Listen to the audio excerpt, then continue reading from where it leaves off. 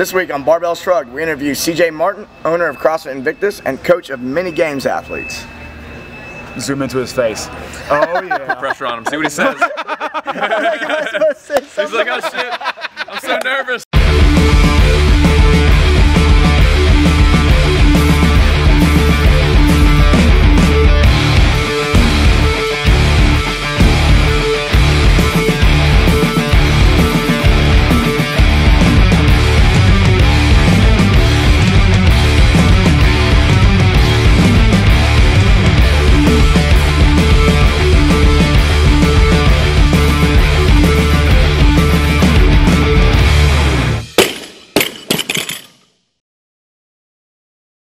JCPenney branded pop filters. They're my socks, so.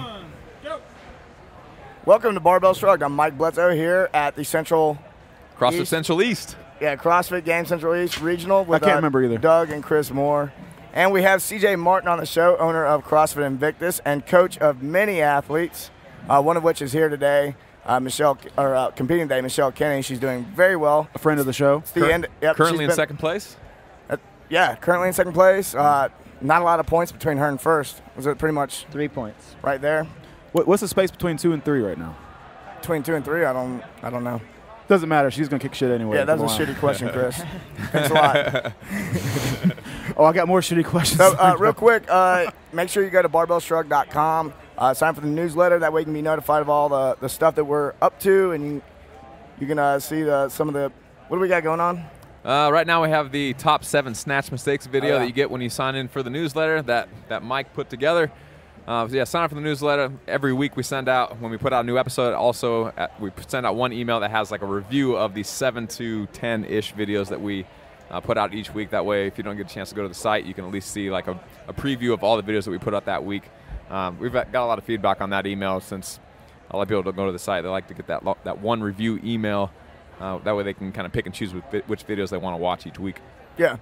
So, all right, we have CJ Martin here, owner of Invictus, and you coach a lot of CrossFit athletes. One that's probably the most well-known is Josh Bridges. And here this weekend, Michelle Kenny. How many athletes do you coach that are like games, or I say in regionals right now? I think we had 47 that went to regionals. That's impressive. Are you programming for all of them, or do you have like a team? I do have. I have 2 assistant coaches that help out. Okay. So I get to oversee all the programs, make sure that everything's planned out, and know what direction they're in. And then I get to do all their consults and talk to them. And how often do you talk to them? We talk talk monthly? every 6 weeks. Okay, every 6 weeks. Just depends, right? And then there's some that I've coached for quite a while that I've talked to on a very regular basis. Well, I guess some people maybe require, need a little more TLC here and there. Maybe some of the more maniacs in the group who need to hear good words more often. Yeah, for sure. There's nothing wrong with that. I mean, some people are just a little more volatile, a little more, eager to dominate. More emotional. Yeah, a little more emotional. There's nothing wrong with that. The world needs emotional people and boring people and people in between. It's all good. Before we dig too much into that, you want to give us a little bit about your background? I know you said that you're the owner of Invictus and you have a lot of regionals athletes, but can you kind of just talk about your background and how you kind of came into this world? Yeah, sure. I was actually a securities litigator, and that sounds exotic. Yeah, it was awesome. Exotic. That's not what I was thinking, but let me guess, you woke up every day like, I can't wait to go to work and do this job. Right. Thank God it's my Monday. passion. It wasn't too bad, but certainly sitting behind a desk, I didn't feel like I was doing a lot of tangible good. Yeah. So got into CrossFit just to get back in shape. I played baseball in college and was a fighter all my life, taekwondo and boxing. Oh, cool. Yeah. So cool. got into CrossFit because it was Spartan and I really enjoyed it. And that was 2006. Cool. And then, went to the 2007 games as an athlete, went in 2008, realized in 2008, I'm not a very good athlete.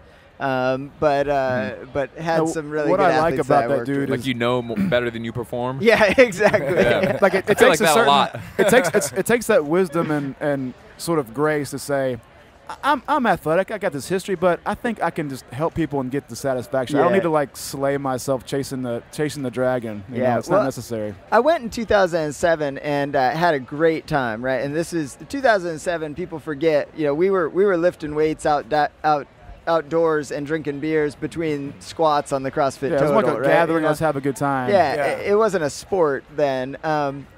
But then 2008, I had such a good time in 2007. I got all these people from the gym I was at. I was like, hey, you guys are all going up. Yeah. We actually trained for it and stuff. And so it Yeah, let's train for it this time.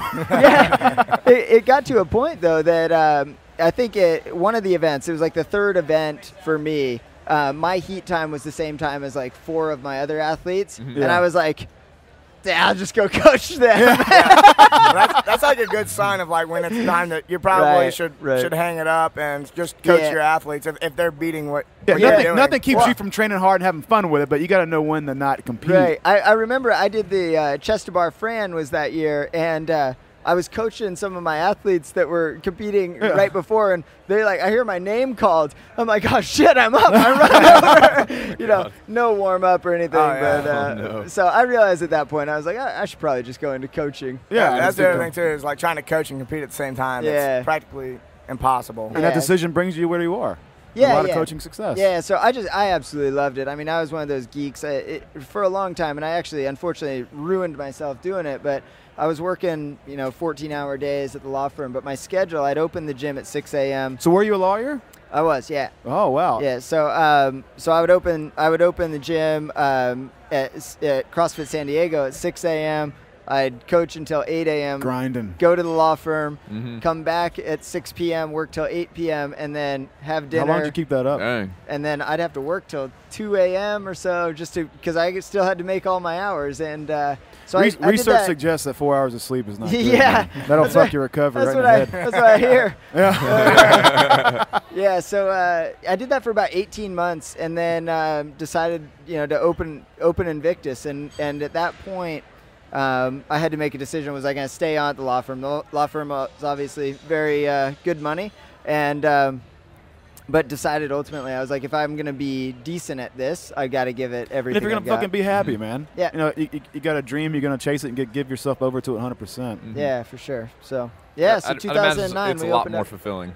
Yeah. Oh, man. Yeah. Especially on days like today. Yeah. Never looked back, for sure. Oh, good. For a while there, you did some stuff with OPT, and you kind of split off since then. I mean, I know you still hold the OPT athlon at your facility and stuff like that. I'm not saying like split like there's like a like anything bad happened, but like you guys have like you did a lot of things with OPT, and now it seems like you have a little bit of a different philosophy on training, a little bit different take. I don't know if that's true. I mean, we were we're still good friends, and he's always been a good mentor. I didn't do anything with him in terms of I've always had a little bit different philosophy, but I've learned so much from him, right? So as everybody should, by the way. I mean, he's a phenomenal resource, but James, I did his first series of coaching programs, and he was the first guy that I really came across. I had done some of the, I'd done all the CrossFit stuff. I'd also done some Poliquin, Paul Chek and stuff. Sure. James was the first guy that I realized he had already done all that, and he was giving the shortcut to all these gym owners and myself included. He's such a wealth of knowledge. And the idea came to my mind. It's kind of like reading through peer-reviewed literature. Like, what do you do as a scientist? You go, I got an idea. And you go, what's been done? And you read through all these articles. You go, I got understanding what people have done. I need to do an experiment. I take that into consideration because they've already built this foundation. What I need to do, it needs to add to this. Right. So it's fucking awesome that a guy comes along and says he peels through all that great evidence, has that geeky mentality, digests it all. Yeah. And it's not like you're not doing shortcuts by taking his advice. You're being wise by saying, look, I can take what you've done and this evidence you put together, and I start building on my little unique experiment. I add to that. I feed back into it. It's a beautiful idea. It's how it should work. It's how any system that marches towards the one truth needs to sort of operate in that way, that cumulative way. Yeah. It just makes sense. Yeah, no, I think he's so phenomenal for the community and for coaches out there because he's got a great program to teach coaches to be more conscientious about why they're choosing to do things. And so, to get back to the question, I might choose to do something a little different than James, but it's well informed mostly because of what James has taught me. Gotcha. I like when people get back to the question. Yeah, It's kind of an inside joke. Well, the audience is like, oh, wow, you closed the loop. I learned something. It's crazy. Wow, bro. So we're talking about training philosophy. How has your training philosophy changed over the years? It's got to evolve as you learn more things and as CrossFit progresses as a sport. Can you elaborate on that? Absolutely.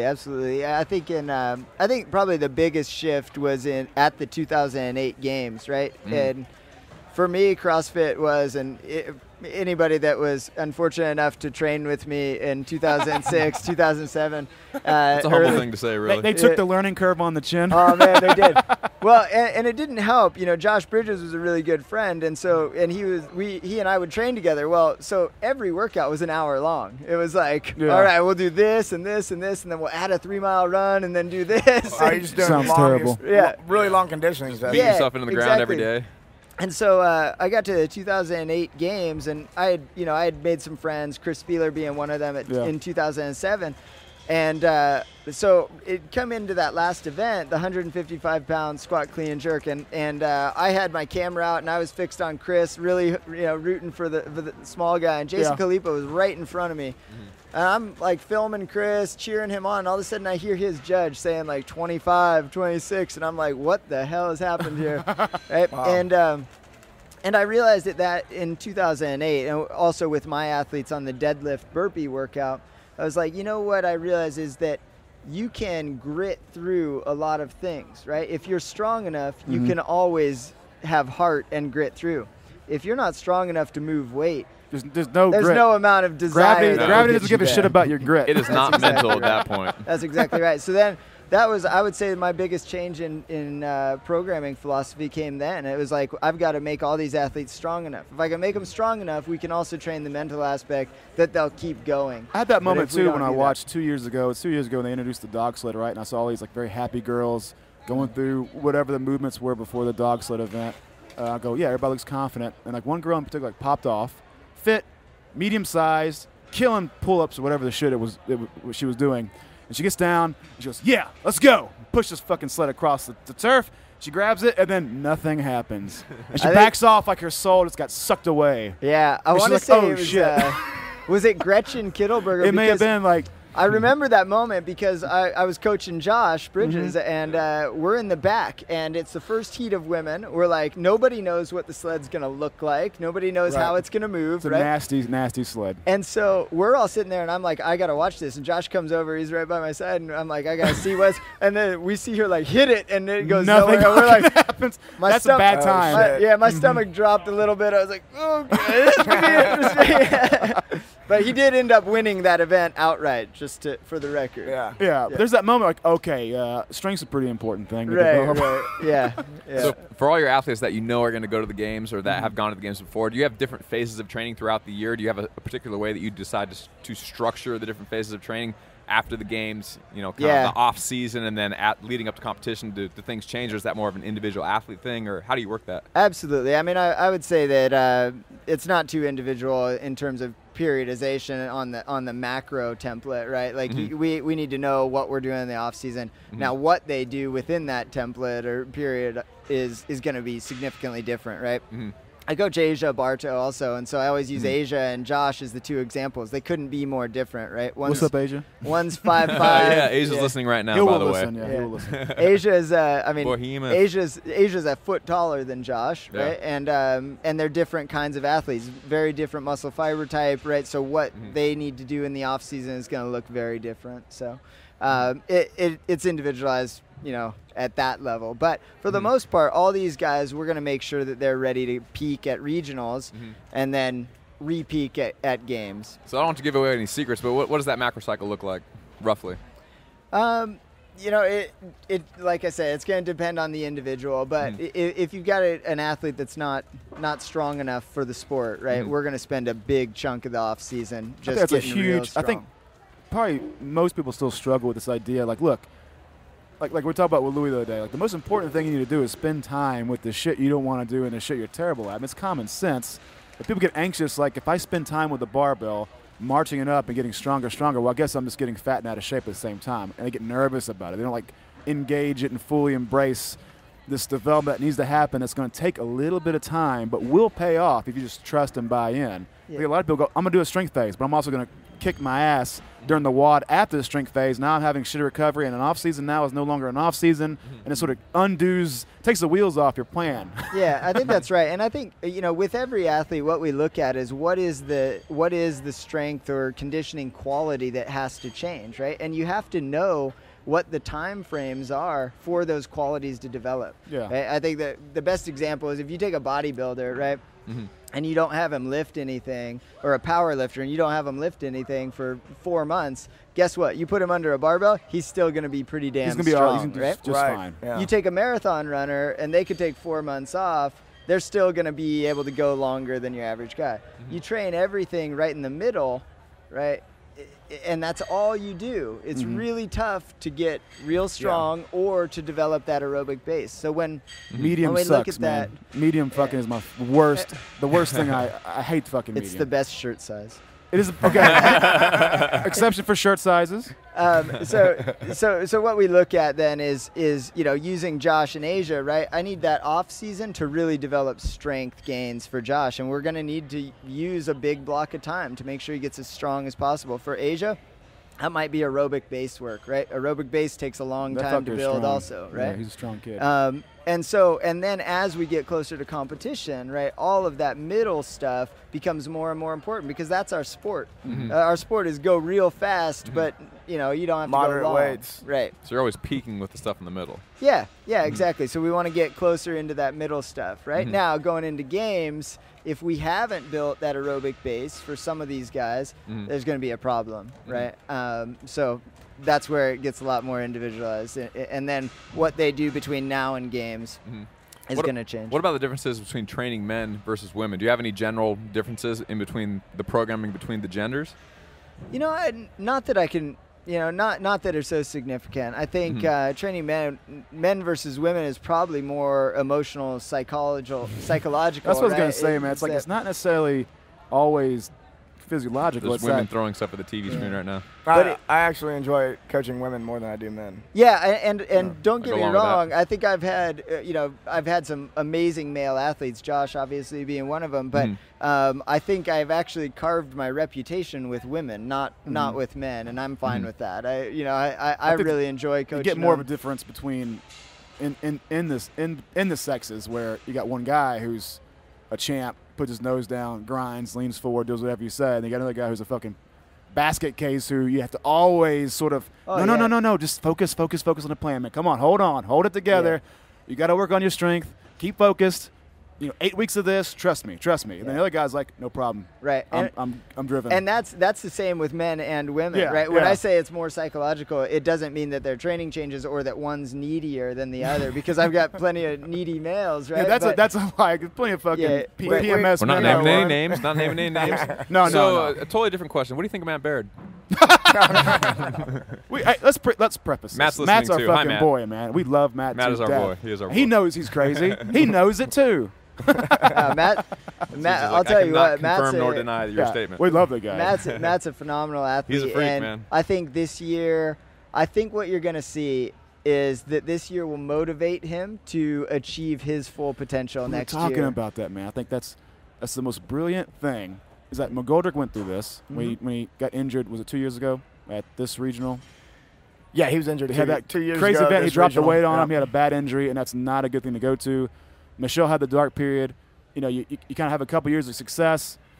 You maybe get a little drunken by that. You expect, I'm going to be back next year. I'm going to try to win this thing. And then, not that you had any conscious decision to let things slip or whatever, but like you didn't have this hard to nail down quality that you get when you go, oh shit, I didn't make it. Well, it's and not, you have to it's go not home. just, you drive 10 hours back to Memphis where Michelle is training, Yeah. and you go, fuck man, I got to think about this hard. Like I want this so bad. And then you have this off season where it's just building and building and building, and it pushes you through this hard training, gives you that fire, and you show up here and you put your hand on the fucking dumbbell and you don't let go and you snatch it till you're in second place in your position to get what you want. And you enter that third day hungry as hell to just dominate everybody. You're going to get that just by winning every year. Like maybe guys like Rich are just freaking up just to show up and kick everybody's ass. But for most of us mortals, you need some quality to give you that pack, that fire, that drive, this energy source. That's the most important thing. Like perfect programming minus giving it everything you got will not fucking put you on the platform. Yeah, I think a lot of athletes maybe in 08, 09 may have gotten comfortable because they weren't seeing how fast things were advancing. It's like, oh, I did pretty good last year. I just got to get a little bit better. No. It's like, no, you got to get like 50% better from like 09 to 2010. And so I think that people are kind of recognizing that now is you can't maintain. You got to be pushing the threshold all the time. Yeah. Michelle does look the best I've ever seen her. She looked great out there today. Yeah, she moves really well. Really focused. Like when she was She's jumping on crushing that it. box and jumping down, she looked hungry. Like, I'm going to go fucking plow through every one of these She is. jumps and take She has this. a lot of grit. Well, what I was impressed she with, can grind some shit out. She's very tough. Michelle's phenomenal. I mean, in terms of athletic mindset, she's one of my favorite athletes to work with because we have a saying, and I think James used it for years. Also, is full effort is full victory, right? It's from a Gandhi quote, and that's what we want all of our athletes to do. And if they do that, we know they're going to maximize their potential. And Michelle, you never have to worry that she's not going to give full effort. She's going to go out there every time and try to crush it. Yeah, very tough girl to break. Yep. how do you monitor, say, technique for like Olympic lifts and stuff like that remotely? How do you do that? Video. So yeah, we'll do video review. It's tough. I'd love for all my athletes to move out to San Diego and be able They to probably work like with that them. too, by the way. Yeah, I know. Life Guys, keeps you chained hey down guys, sometimes. anybody listening, open invite. You want to move to San Diego? We got a spot for you. There you go. It's so tough to get people to visit San Diego. right. Said by no one ever. So what resources? What are your favorite resources? Books or say certifications, or like if you want to learn more about how to be a better CrossFit coach, what would you? Yeah, if you're gonna go through what's that your now. like top 5 things that you would do? Like say all you had was a CrossFit Level 1 certification, and you wanted to be the best CrossFit coach ever. In terms of certification, I think James does such a good job. He blends, like I said, I've done all the Poliquin courses at this point, and I've done a little bit of Paul Check. I've done some, I've done a little bit of everything. The nice thing is, so is James, and he's done CrossFit, and he's, competed, and he's coached in CrossFit, and so he blends it all. I mean, I tell this to affiliate owners all the time. Like, if that's really your focus is improving as a coach, they do that course. He's giving you some shortcuts to doing it the hard way or the way I did it, which is I think in 2009 I spent $30,000 in education. Oh, shit. Wow. So Not every CrossFit coach has that disposable But income. let that be I think I spent $30,000. but Wait, let that be a lesson. last year. Let that be More than I let that make. be a lesson. If you open up a gym and you go, I want to learn. What could be about anything really? Like I want to learn how to do something and master it. And go, yeah, I'll buy a couple books and I'll spend 5 minutes a day on the internet and I'll just. That's not a passion, man. No, and I think, I didn't take a paycheck that year, right? Yeah. I mean, but it was important to me that if you make the just like your athletics, right? If you make the investment up front, these guys don't come out here for this weekend and crush it. Like they did that because they're busting their ass, 3 hours a day, every single day, right? And it was the same for me as a coach. It was like, I better invest. If I'm going to be good at this, I better know as much as I possibly can. I mean, I got a full library, and I'm trying to churn through that stuff as best possible. People think that these kind of milestones are reached because you're super talented. Oh man, I wish I had the talent of CJ. Well, yeah, I'm sure smart as anybody, but like you didn't. Like, it wasn't a mistake that you became a good coach, right? No, I mean, and even before before I opened Invictus, before I made the decision to leave, right? It was the reason I stopped.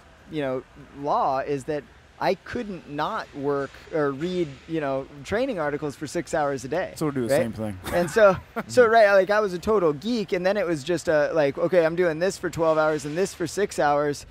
I'm like, damn, if somebody could just pay me to do this, that would be like ideal. I think, right? it's like, I think James and I probably have a good conversation on this point because he's kind of a out there guy when it comes to this. I'm kind of out there. I think we'd have a beautiful relationship. But Couple like weirdos. If you buy an idea that there's this like ever-present energy, like you can tap into it that moment when the muse speaks to you, I got a great fucking idea, and the energy just comes to you, right? Like you found a point where the energy lies.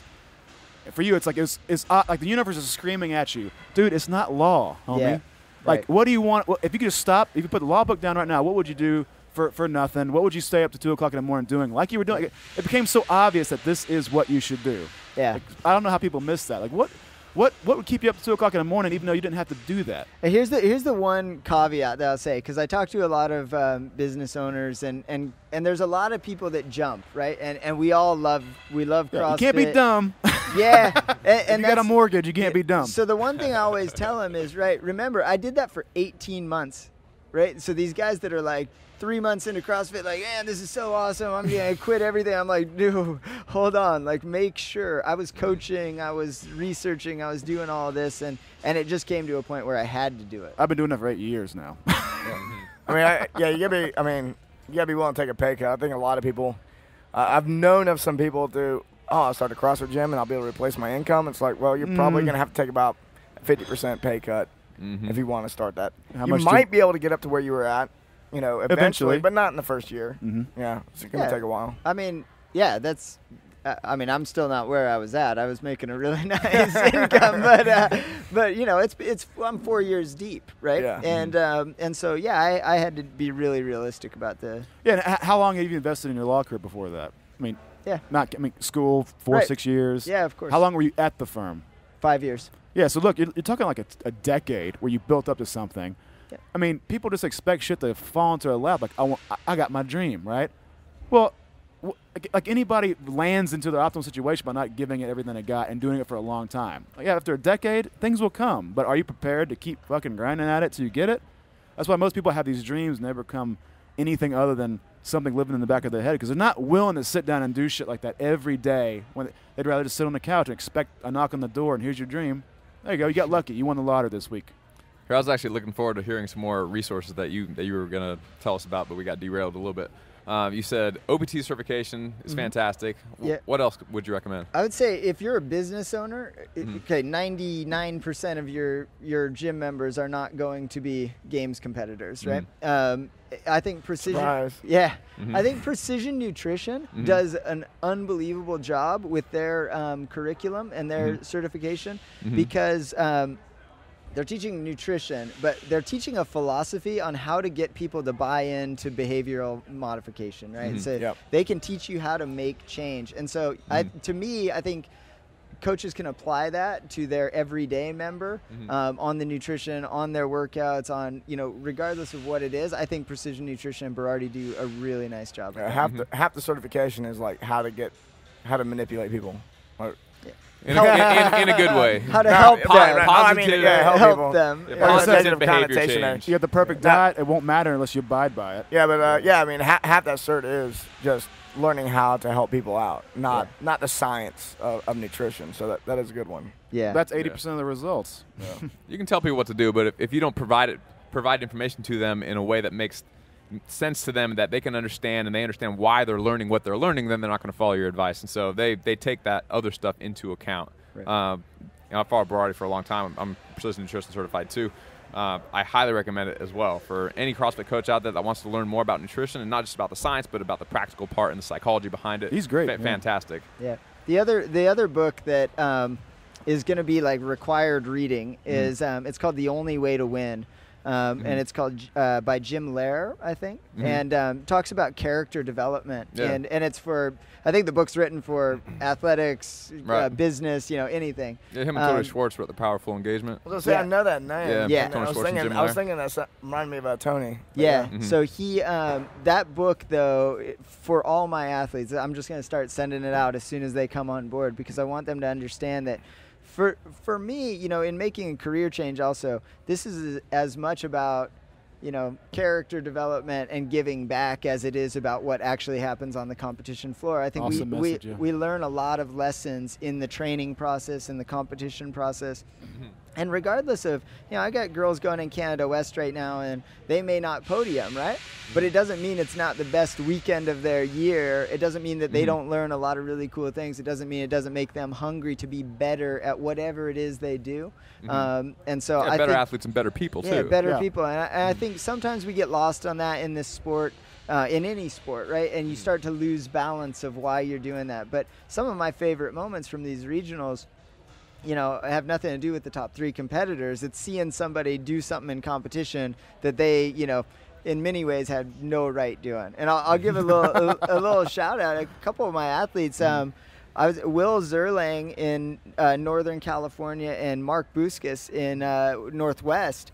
I mean, they absolutely, after every event, they would come back and I'd give them a hug and I was like, dude, that was 110%. You know, like you know, they're not moving on. But you looked at them and you were like, that was everything they could give. And that, as a coach, man, that's all you can ever ask.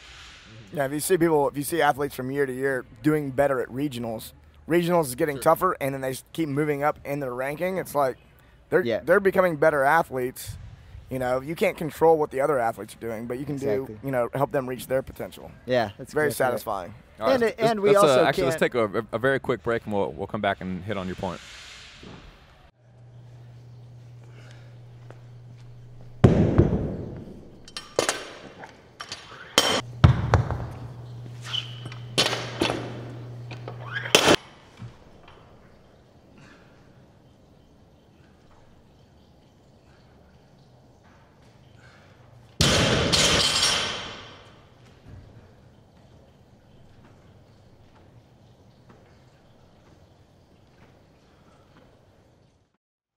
Welcome back to Technique WOD. My name is Doug Larson from the Barbell Shrugged Podcast. You can find us at barbellshrugged.com. Today we're going to talk about horizontal pulling, specifically any type of rowing, either with a barbell, dumbbell, rings, or what have you. So I'm going to show you a lot of options, but the technique for all of them will be pretty much the same. Really what we're looking at is kind of the opposite of a push-up. If I'm on the ground and I'm doing a push-up, I'm pushing away from me. Rowing is where I have something in front of me, shoulders back, elbows back, and I'm pulling to this kind of good posture, scapular retracted, elbows back position, pulling right to here with as little compensation, as possible. So we'll start with ring rows. If you're a CrossFit athlete that is just getting started on your kind of CrossFit journey and you have a lot of trouble with pull-ups, more than likely you've scaled to ring rows at some point. So usually what we have people do is walk all the way back to here and then walk your feet down a little bit, and then they can pull from there. We want elbows down by our sides, shoulder blades come all the way together. I'm not slinging myself up, I'm not reaching with my chin.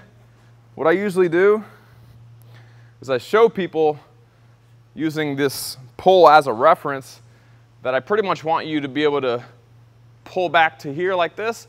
A lot of people do a sit-up and they kind of pull like this. The shoulders stay forward and they round their upper back like this, and that's very hard on your shoulders. So we want to discourage that as much as possible. So again, I have new people walk back, get straight arms, and then they walk their feet down. Eventually you can get all the way down where you're pulling up like this, usually with straight legs, but have a box in the way. And then eventually you can put your feet up on a box.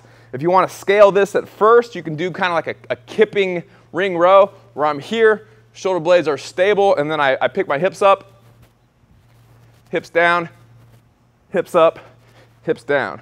Eventually I can do this more strict, where I'm just pulling only with my arms and I'm keeping my body nice and straight. Just like that. So, that's ring rows. We program a lot of barbell rows. We program a lot of barbell rows here at Faction. What we have people do is usually grab right outside, maybe a thumb's length away from their thighs. They do a perfect deadlift.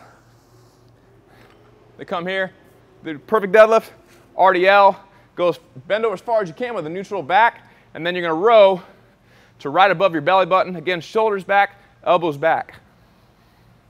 It's like this. Okay? I never row like this. I don't row straight up like that. Okay? Shoulder blades are down and back. I'm going to row to right above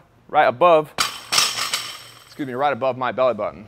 A side note is if you're a person who has kind of chronically depressed and downwardly rotated shoulder blades, kind of like I do, because I did a lot of down and back for 15 years before I thought about this other way of doing things.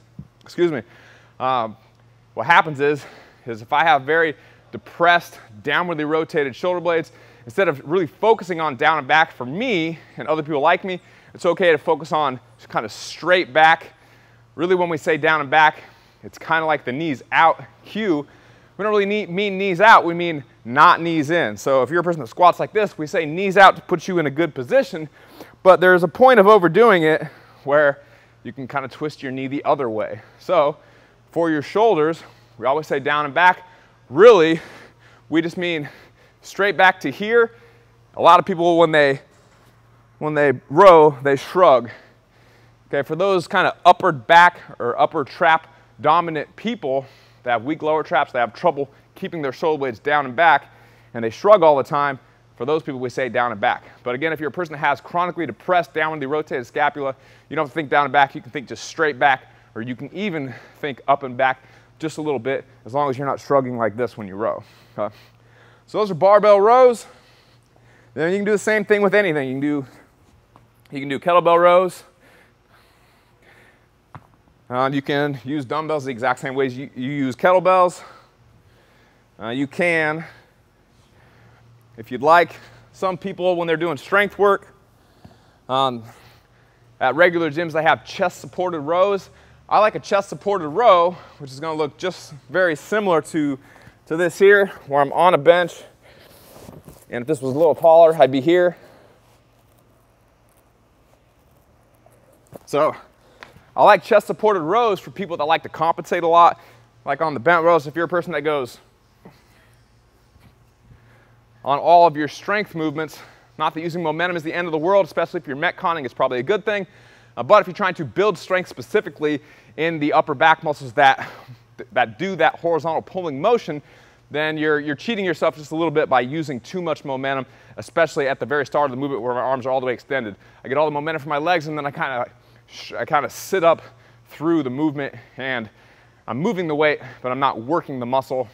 They both have application, but in this case, we're talking about working the muscles specifically. So the chest support row is nice because it takes out the majority of your compensations where you have to do all the pulling with your arms. Momentum is minimized, and you maximize the work the muscle is doing, which is a good thing. Very similar to doing a bench press as opposed to a push-up. A lot of people cheat on push-ups and they do the big snake and they roll off the ground. It makes the movement lighter on the parts of the movement that they're not as strong at, and so they can get the movement done, but they're not necessarily getting any better. They might be working on their fitness, but they're probably not making themselves stronger throughout that range of motion where they're weak, because they compensate and cheat through that part of the movement every single time. A bench press is a little different. You can't cheat as much by rolling yourself off the ground like you can on a push-up.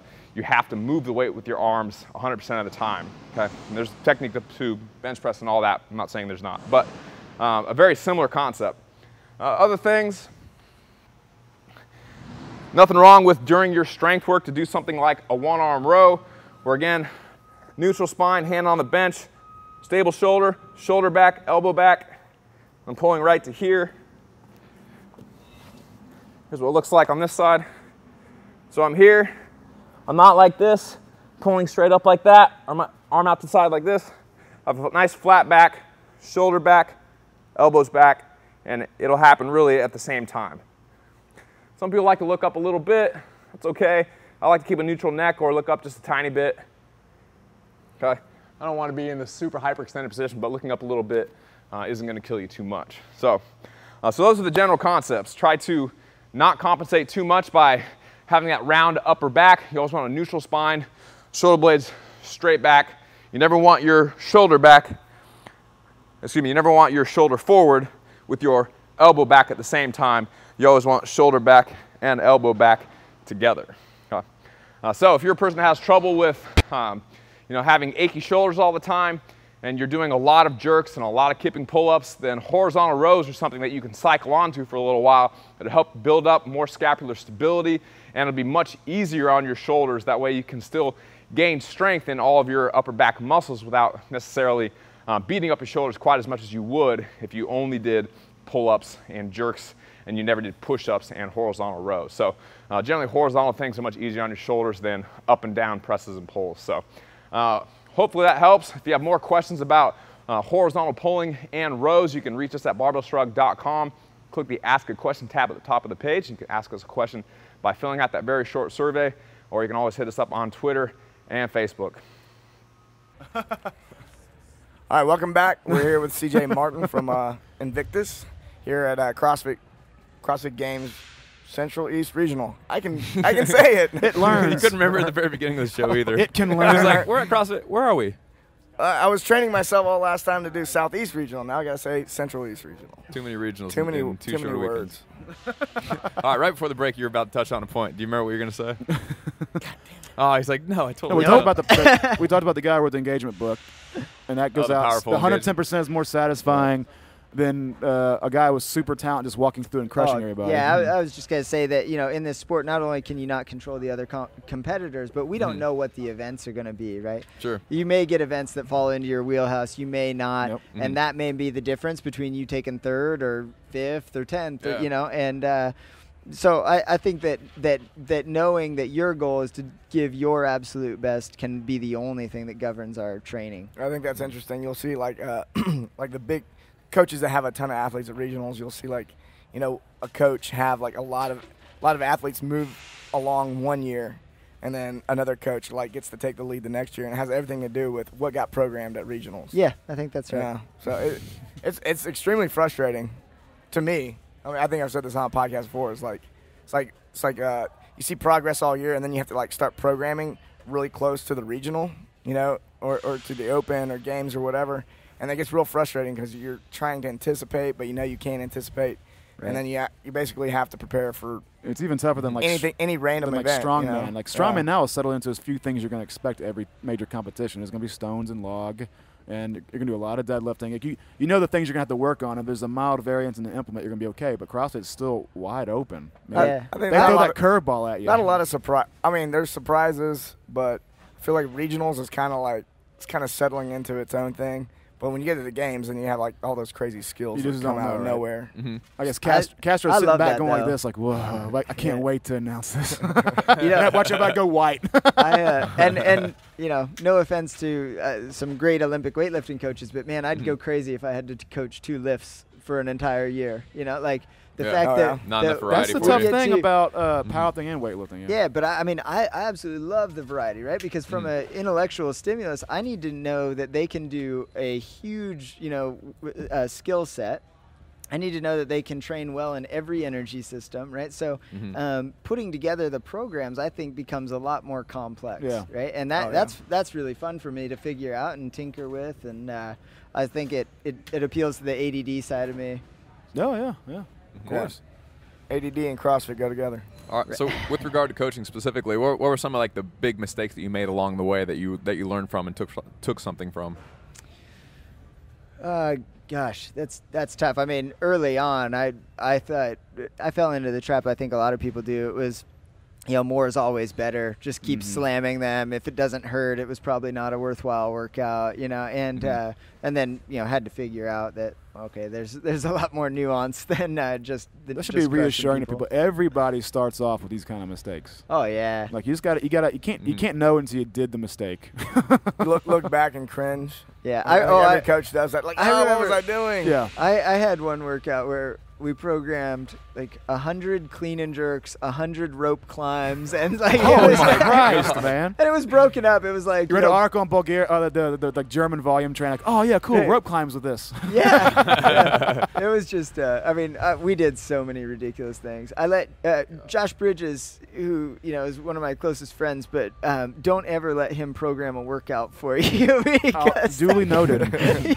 You want to go run on the beach with me? Fuck no, man. Yeah. No, sir. This was 2007, 2008, but we would always love the 12 days of Christmas workout, right? Oh yeah.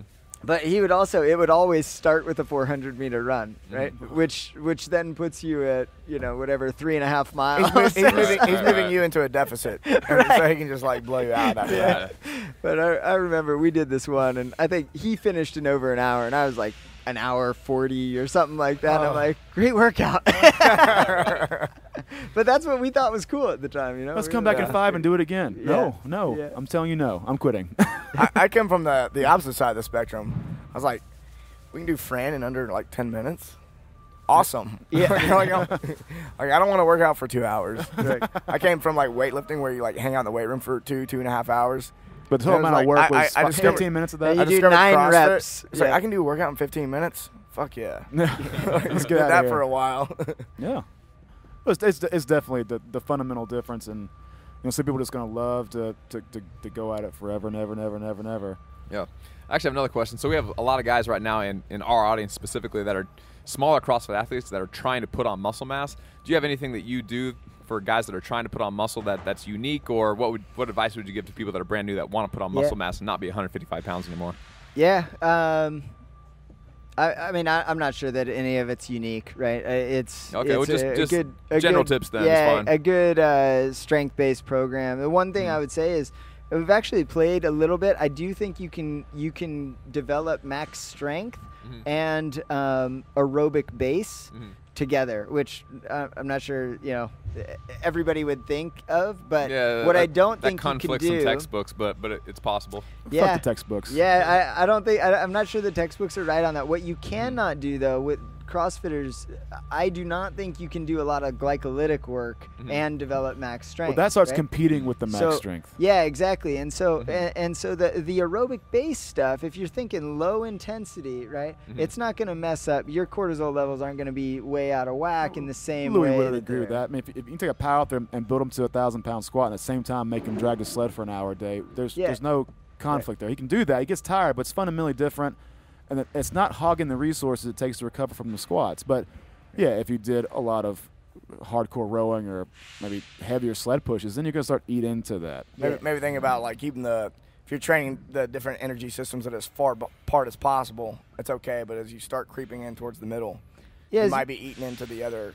Yeah, I think that's right. I mean, so I would say that. I think in terms of comment and I should clarify, like, if you look at our regular gym programming, right, we're programming for just GPP. So we will do some strength, and then we'll do a little, 5-minute burner or whatever, right? Sure. But those guys aren't saying, okay, my goal is to get huge, right? Or get really strong. And so so we'll do that in there. But when it comes to training a CrossFit athlete, Josh or Camille in the off season, they're not going to have a ton of that, kind of mid-range stuff if we're in a dedicated strength. So if you're building up aerobic base in the off season, what does that look like? Is there a lot of rowing, air dining? Yep. Yeah. I really like rowing. I really like air dining, and I really like swimming, only because we don't have the eccentric loading, and so no impact at all. Yeah, the running.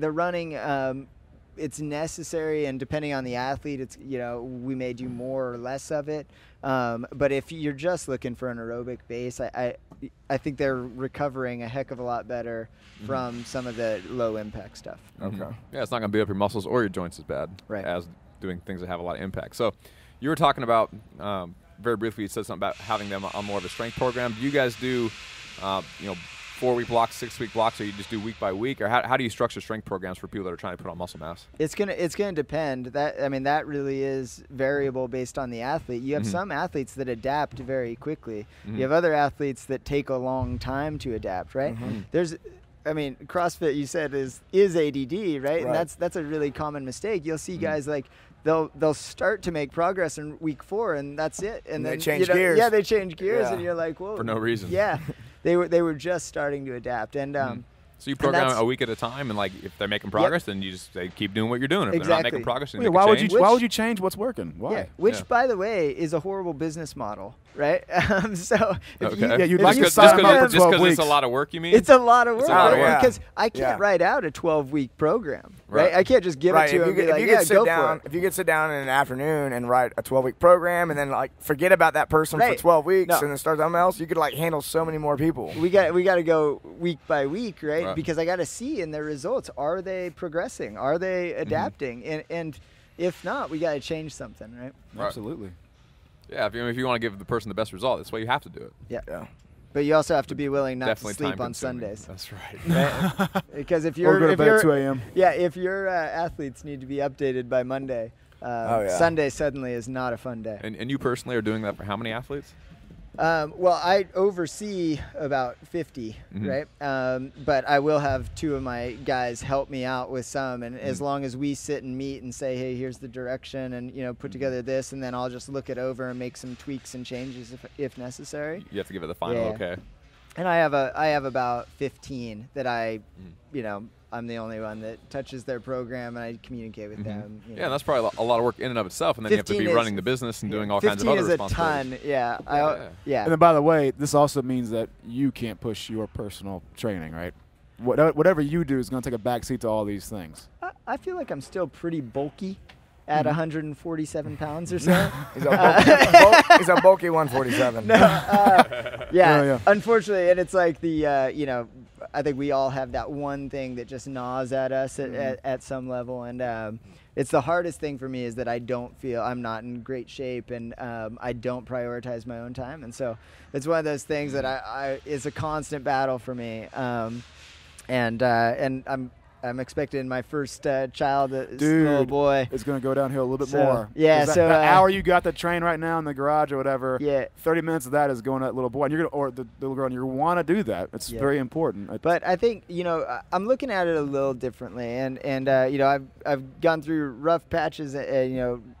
My fitness is definitely not where it should be, but I also know that having that son, I also want to be an example for him, and so I'm trying to use that as much to motivate me, like, hey, you better get your shit back in gear, because sleeping 4 hours a night, my cortisol levels are out of control, right? Not getting my workouts in. I'm like, that's not being a good example for my athletes or for my son, you know, and so my hope is as hard as I know it's going to be, is that I really want to make that a focus for me personally in this next season, is find a little bit more balance. My 20-month-old is climbing up on the benches. He's grabbing rings. My wife will work with him. He'll do like a bar muscle up on the barbell when it's like set up for a bench press, and he'll pull it up and he'll pull his hips close to it, and he'll smile real big.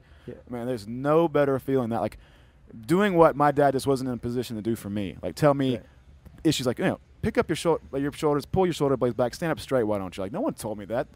And I went through football with that, and like, not till I was 25 did it occur to me, like, look, I'm pretty bent over. Right. 25 years old, when I could have had my dad saying at 1 year old, look, here's how you hold a PVC pipe overhead. Right. You know, it's such a great gift you'll be able to give to that kid. Well, I realized, we were training one day, and over at Josh's house, and his little son Jack, is mimicking everything he does, and then I mean, come on. We were joking. We were joking with Josh and my girlfriend. We were like, "What's our son gonna do? He's gonna stand there and look at you with his head cocked sideways, like judging you." I'm gonna do what Dad does. Yeah, not good enough. Death is poor. Do your athletes think that you look at them strange in the gym sometimes? Oh, probably. Probably get weird looks. Yeah. Okay. I get that. Yeah, you're not the only one. Not just you, bro. Yeah, I just walked through the gym and people are like, "Are you judging me?" Like, always judging. Always watching. The eye is always open. The weird looks. I don't know. Mm-hmm. You always get weird looks though, even if people don't know you. That's true. You got that look. It's the beard. It's the weird curly beard. It's intimidating. Yep. Yeah.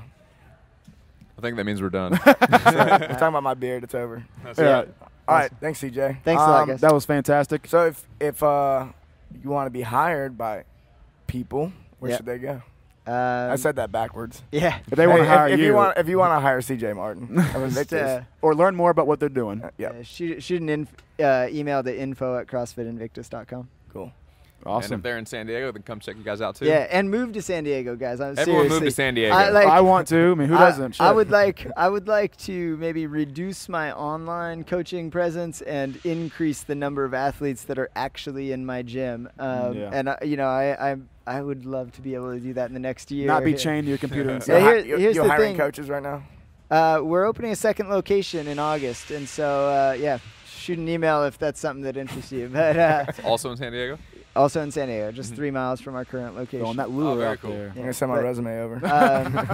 But I, honestly, if you look at what's happened in some of these regions too, look at NorCal, the best athletes are training together, right? And it's making people even better. I mean, Garrett Fisher from NorCal is he's a great kid. His sister's on my team, and she's an amazing athlete. She's only 19. She's going to be one that you guys will hear about. But Garrett has the ability to go train with Jason and Pat Barber and Neil Maddox, and for a young kid, that's invaluable, right? And so I'd love to have a couple guys, that might be able to push the guys on my team, and Josh, and we have that. Our females, we have some phenomenal female athletes, and you look at their lifting numbers. Little Lauren, 19 years old, got invited to Junior Worlds as a weightlifter, and she'll be going. I think Monday after games, she'll go down to for the Pan Am Games as a lifter. Right? But she has the benefit of lifting with Camille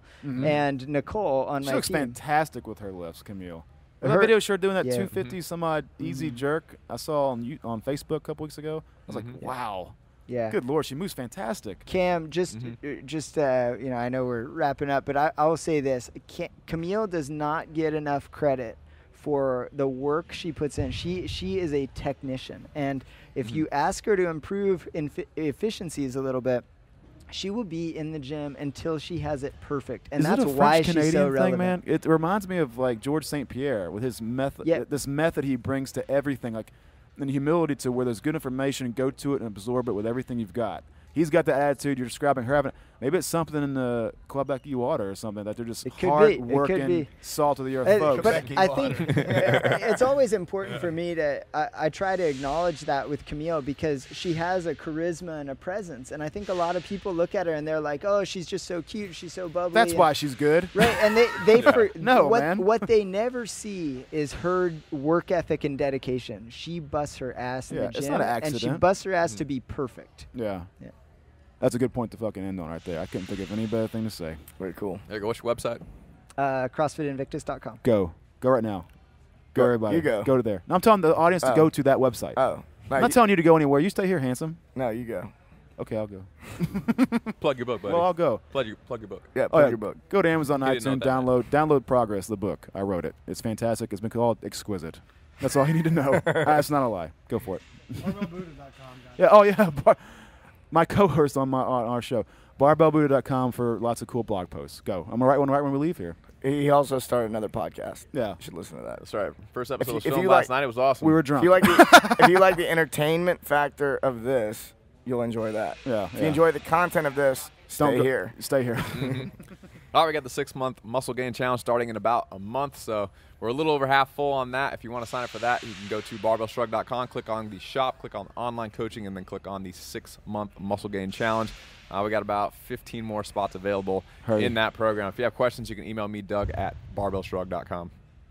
And if you like the show, go to iTunes, give us a 5-star rating. Go to Facebook, like us there, and check us out on Twitter at Barbell Shrugged. If you have questions specifically for us, we will answer them on our other little show on barbellshrugged.com called The Daily BS. We'll make a short little video for you, answer your question. You can submit that via Twitter or on the Ask a Question tab on barbellshrugged.com. Cool. See you next time. All right, man. Thanks, CJ. Thanks, guys. Super fun, man. Thanks for coming by.